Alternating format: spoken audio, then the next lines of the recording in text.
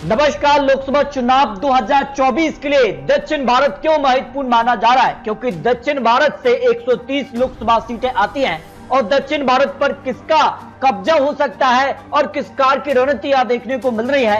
इस हिसाब से दक्षिण भारत की 130 लोकसभा सीटों का ओपिनियन पोल के हिसाब से किसका पलड़ा भारी नजर आ रहा है, क्योंकि 2024 की सियासी पिक्चर क्या हो सकती है, दक्षिण भारत में किसका कब्जा होगा, क्या एनडीए, यूपीए या अन्य, जिसका से बड़ा उलटफेर देखने को मिला है।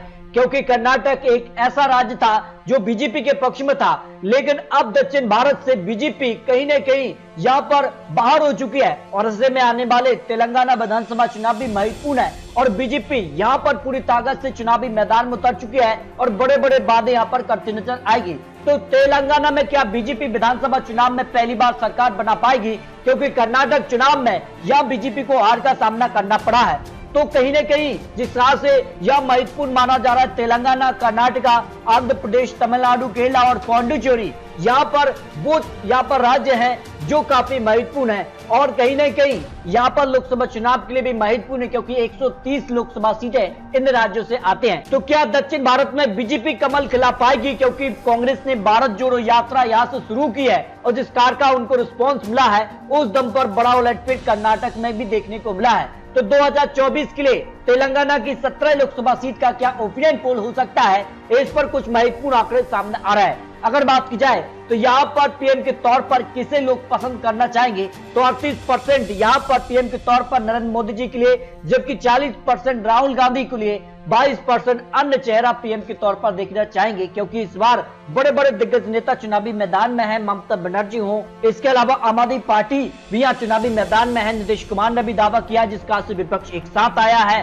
तो 22% उन लोग के लिए भी यह जनता चाह रही है। जबकि अगर बात की जाए तो यहाँ के आंकड़ों में किसे कितनी सीटें मिल सकती हैं। 2019 लोकसभा चुनाव में यहाँ तेलंगाना राष्ट्र समिति को यहाँ 9 सीटों पर जीत मिली थी, जबकि इस बार ओपिनियन पोल के हिसाब से यहाँ 8 सीटें उनके पक्ष में जा सकती हैं। जबकि कांग्रेस को यहाँ 3 सीटें मिली थी, तो कांग्रेस यहाँ 3 सीटों के आसपास देखने को मिल सकती है। जबकि भारतीय जनता पार्टी को 4 लोकसभा सीट मिली थी, इस बार भारतीय जनता पार्टी को 1 से 2 लोकसभा सीटों का सीधे तौर पर फायदा तेलंगाना विधानसभा चुनाव में मिल सकता है। जबकि यहाँ पर 1 सीट एआईएम पार्टी के पक्ष में रही थी, तो इस बार भी उनके पक्ष में जा सकती है। इस तरह से तेलंगाना में बीजेपी को लोकसभा चुनाव में फायदा हो सकता है, लेकिन आने वाले विधानसभा चुनाव में काफी कुछ यह तस्वीर साफ होगी कि आखिर यहाँ की जनता किसके पक्ष में जाएगी। तो तेलंगाना विधानसभा चुनाव भी महत्वपूर्ण हो जाता है। जबकि कर्नाटक लोकसभा चुनाव के लिए अगर बात की जाए तो 28 लोकसभा सीटें आती हैं। इसी दृष्टिकोण से भी ये महत्वपूर्ण राज्य माना जा रहा था और इसमें कहीं न कहीं यहाँ पर जिस कार से बड़ा उलटफेर देखने को मिला है। तो कर्नाटक चुनाव रिजल्ट की भी बात की जाए तो यहाँ पर कांग्रेस को एक बड़ी जीत मिली है और इस चुनाव के लिए अगर बात की जाए तो कांग्रेस ने 135 सीटों पर जीत हासिल की है। 1 सीट उनके ही यहाँ पर निर्दलीय को मिली है। तो इस तरह से कांग्रेस वर्तमान में 136 सीटें कर्नाटका में जीती है। जबकि अगर बात की जाए तो भारतीय जनता पार्टी को 66 सीट मिली, जबकि जेडीएस भी इस बार अलग चुनावी मैदान में थी, 19 सीटें उनके पक्ष में रही। इस तरह से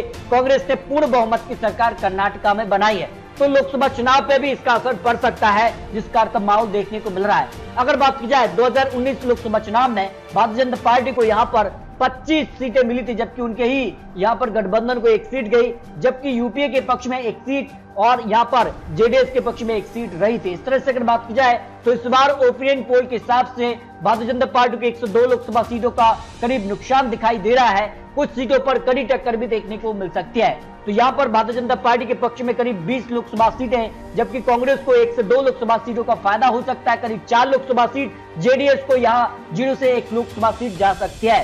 तो इस तरह से कर्नाटक चुनाव में यहाँ पर भारतीय जनता पार्टी को कहीं न कहीं कुछ सीटों का नुकसान है, लेकिन यहाँ पर जिस कार का माहौल बदला है उस हिसाब से यहाँ पर ज्यादा कुछ अंतर देखने को नहीं मिल रहा है। आंध्र प्रदेश की अगर बात की जाए तो लोकसभा चुनाव के लिए यहाँ पर 25 लोकसभा सीटें आते हैं और इस हिसाब से अगर बात की जाए क्या आंकड़ा रहा था 2019 में, तो 22 सीटें यहाँ पर बायसर कांग्रेस के पक्ष में रही थी, जबकि टीडीपी के पक्ष में यहाँ 3 लोकसभा सीट रही थी। और इस बार ओपिनियन पोल के हिसाब से अगर बात की जाए तो वाईएसआर का ही कब्जा हो सकता है। वाईएसआर कांग्रेस पार्टी के पक्ष में करीब 21 लोकसभा सीटें जा सकती हैं। 1 सीट बीजेपी के पक्ष में, टीडीपी के पक्ष में 3 लोकसभा सीट जा सकती है। इस तरह से अगर बात की जाए तो यहाँ पर काफी कुछ अंतर देखने को नहीं मिल रहा है। वाईएसआर के पक्ष में ही सीधे तौर पर यहाँ सीटें जा सकती हैं। जबकि अगर बात की जाए तमिलनाडु के लिए, तो अगर बात की जाए तो पीएम के तौर पर अगर 32% लोग यहाँ नरेंद्र मोदी जी के लिए मान रहे हैं, जबकि 56% राहुल गांधी को यहाँ पर पीएम के तौर पर यहाँ की जनता देखना चाहेगी। ये तमिलनाडु को लेकर आंकड़े बन सकते हैं। जबकि अगर बात की जाए तमिलनाडु के लिए, तो यहाँ पर जो आंकड़ा रहा था 2019 में, यहाँ पर जो डीएमके थी उसको 24 सीटें मिली थी, जबकि कांग्रेस पार्टी को यहाँ पर 8 लोकसभा सीटों पर जीत मिली थी, जबकि उनके ही गठबंधन को कम्युनिस्ट पार्टी को 2 लोकसभा सीटें, इसके अलावा यूपीए के पक्ष में ही कम्युनिस्ट पार्टी एम के पक्ष में 2 लोकसभा सीट मिली थी, जबकि अगर बात की जाए एनडीए को 1 लोकसभा सीट मिली थी। और इस बार ओपिनियन पोल के हिसाब से जो डीएमके कांग्रेस गठबंधन है, यूपीए है, उसको ही यहाँ करीब 37 सीटें मिल सकती हैं, जबकि एनडीए के पक्ष में 1 लोकसभा सीट जा सकती है और अन्य की बात की जाए तो 1 लोकसभा सीट अन्य के पक्ष में जा सकती है। इससे बात की जाए तमिलनाडु में, यहाँ पर डीएमके का कब्जा फिर से हो सकता है, जो ओपिनियन पोल के आंकड़े सामने आ रहे हैं। बात की जाए केरला भी सबसे महत्वपूर्ण माना जा रहा है, क्योंकि केरला से ही कांग्रेस ने यहाँ भारत जोड़ो यात्रा शुरू की है, उसका फायदा उनको कर्नाटक चुनाव में मिला है, जिस कार के राजनीतिक विश्लेषण का अनुमान है। उस हिसाब से अगर बात की जाए तो यहाँ पर 58% लोग राहुल गांधी को पीएम के तौर पर देखना चाह रहे हैं, जबकि पीएम मोदी के लिए यहाँ पर 18% लोग फिर से पीएम के तौर पर यहाँ की जनता चाह रही है। तो इस तरह से अगर बात की जाए तो आंकड़ों में राहुल गांधी आगे दिखाई देते हैं, लेकिन जो ओपिनियन पोल के आंकड़े सामने आ रहे हैं, इसमें 2019 में कर्नाटक की अगर बात की जाए तो यहाँ 15 सीटें कांग्रेस के पक्ष में रही थी और यहाँ 2 सीटें यहाँ पर उनके ही गठबंधन यूपीए के पक्ष में रही थी। इस तरह से अगर बात की जाए तो यहाँ पर एनडीए 0 सीट थी। इस तरह से अगर बात की जाए तो एलडीएफ के पक्ष में 1 सीट जा सकती है, जबकि यूपीए को 17 से 18 लोकसभा सीटें मिल सकती है, जबकि एनडीए 0 से 1 लोकसभा सीट हासिल कर सकती है। तो केरला की 20 लोकसभा सीटों पर सीधे तौर पर कांग्रेस को जबरदस्त फायदा मिल सकता है। जबकि पौंडुचेरी की अगर बात की जाए तो पौंडुचेरी में भी 1 लोकसभा सीट आती है और यहाँ की जनता के हिसाब से पीएम की चॉइस के तौर पर राहुल गांधी को ही यहाँ के लोग पसंद कर रहे हैं। जबकि अगर बात की जाए 1 लोकसभा सीट का जो ओपिनियन पोल है, उसमें यूपीए को 1 लोकसभा सीट मिल सकती है। तो इस तरह से दक्षिण भारत की 130 लोकसभा सीटों के कुछ महत्वपूर्ण आंकड़े आपको दिखाए हैं, जिसमें कर्नाटक में बीजेपी को यहाँ पर जो स्थिति बरकरार रह सकती है, कुछ सीटों का नुकसान जरूर है। जबकि अगर बात की जाए तो तेलंगाना में बीजेपी को फायदा मिल सकता है, जबकि तमिलनाडु, केरला और यहाँ पर बात की जाए तो जिसका से आंध्र प्रदेश को लेकर आंकड़ा है, उसमें कहीं ना कहीं बड़ा उलटफेर देखने को मिल सकता है। तो दोस्तों, लोकसभा चुनाव पर कुछ महत्वपूर्ण आंकड़े आपको दिखाएं। आपको बता दें, ये चुनावी आंकड़े, चुनावी अनुमान है।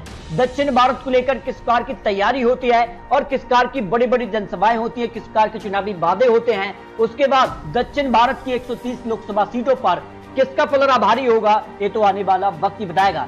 लेकिन आपको क्या लगता है, तो रख सकते हैं लोकसभा चुनाव 2024 में 543 सीटों पर क्या प्रधानमंत्री मोदी जी एक बार फिर से हैट्रिक की तरफ बढ़ेंगे या फिर बनवास हो गई कांग्रेस की वापसी हो सकती है, इस पर आप रख सकते हैं। तो मिलते हैं दोस्तों और लेटेस्ट और महत्वपूर्ण विश्लेषण के साथ, तब तक ले जाएं जवाब।